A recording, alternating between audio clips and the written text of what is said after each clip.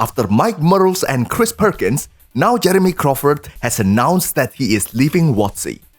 Is D&D in trouble? Perhaps WotC, the owner of D&D, can learn a thing or two about respecting their legacy customers and IP management from the Gundam franchise. Hello everyone, CJ here, game master, designer, and veteran tabletop instructor. It's kind of a quiet week when it comes to TTRPG news. We only have 2 news items related to D&D, so I'm going to spend the rest of the showtime talking about how D&D could have managed its IP better by learning from the Gundam franchise.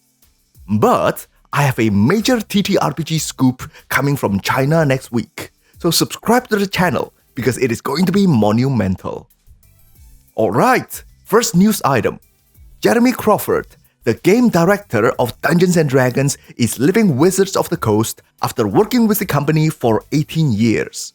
He was the lead designer of 2024 5th edition D&D and the co-lead designer of the 5th edition 2014, along with Mike Merles, who left WotC in 2023.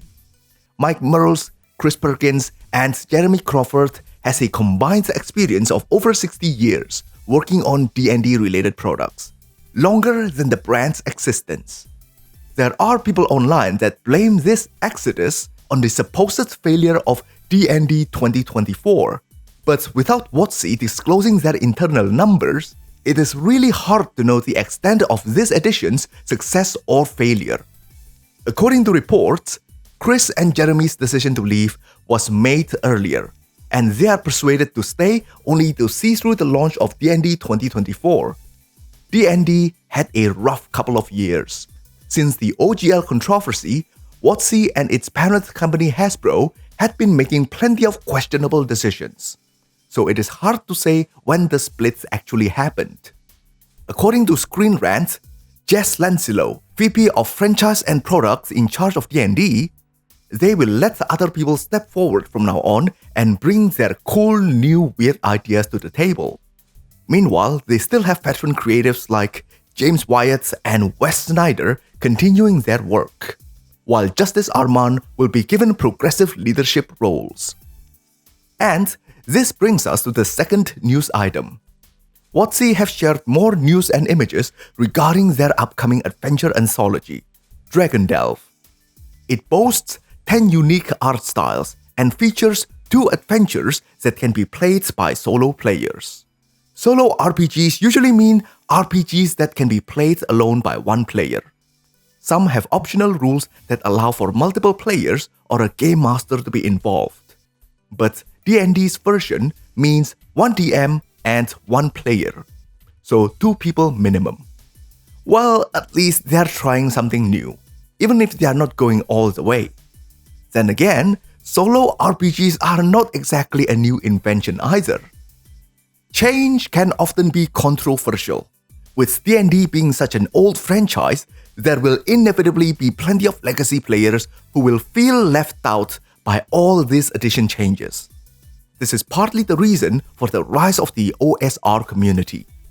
OSR could mean old school revolution, revival, renaissance, or whatever else you want the R to mean.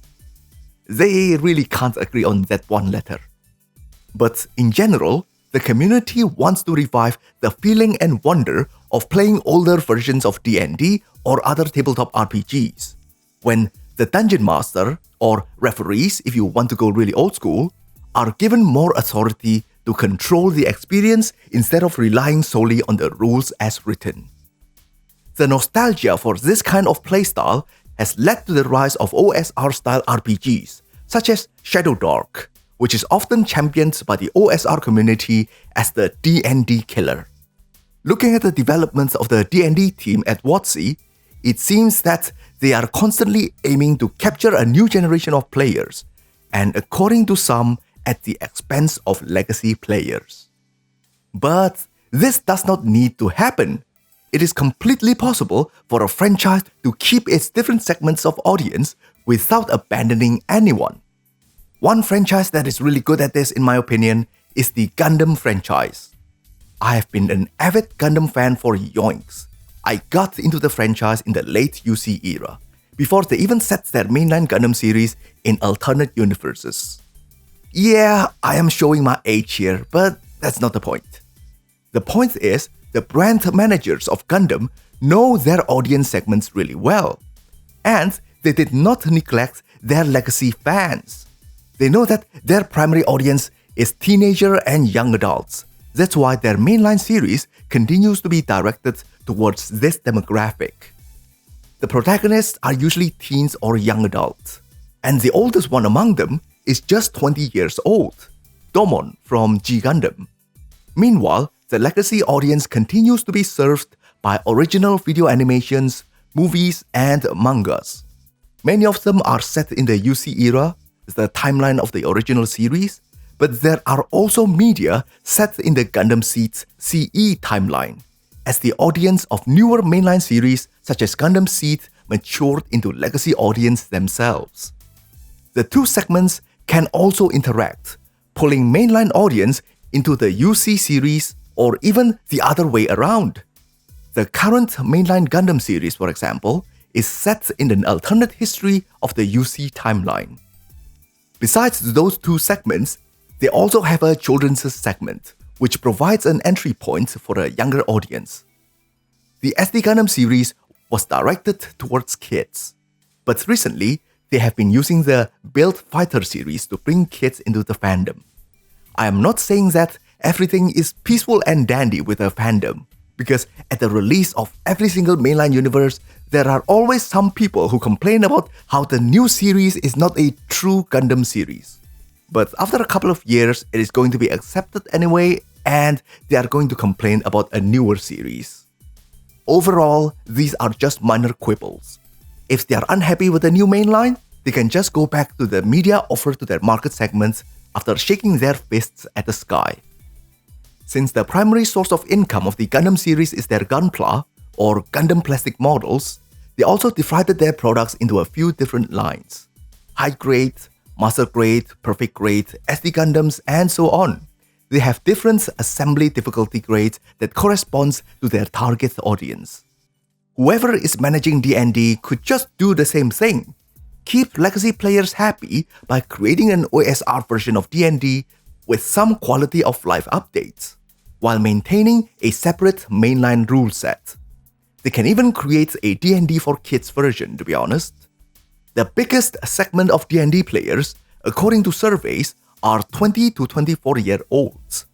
By distinguishing each segment with clearly defined rule set, art style, and product line, there won't be any confusion about who the products are intended for. You can also see a similar strategy used by Blizzard's World of Warcraft. Yep, I played during the Wrath of the Lich King and Cataclysm expansions. 6 years ago, they have started to host classic servers for players who are nostalgic for the earlier versions of the MMO. The retail version, which is the mainline version, has advanced all the way to patch 11, which means that it has had 10 major expansion updates since its first release. Many classic players think that the experience the retail version provides is just too different from the old experience they loved. But still, the number proves that there are much more retail version players compared to the classic players. But it is not about profit making. It is about showing respect to your legacy customers and telling them that you haven't forgotten about them. So if any of D&D's brand managers are watching this, I suggest that the next thing they should do, besides modernizing their mainline game, they should either create an OSR-style D&D or republish their older rules with some updates, or even pack a separate guidebook to help players run the game. Yes, they had republished the old rules around a decade ago, but it is really not supported much after that. And to be honest, those older versions are not user-friendly at all. That's why including a separate guidebook can help new players a lot, and it won't ruin the republished materials because it is a separate item. They used to have separate product lines for original D&D and advanced D&D, so doing this shouldn't be an issue for them. Yeah, I know the arguments against it. It is better to have a streamlined product. but it is really a matter of community management and cost-benefit analysis.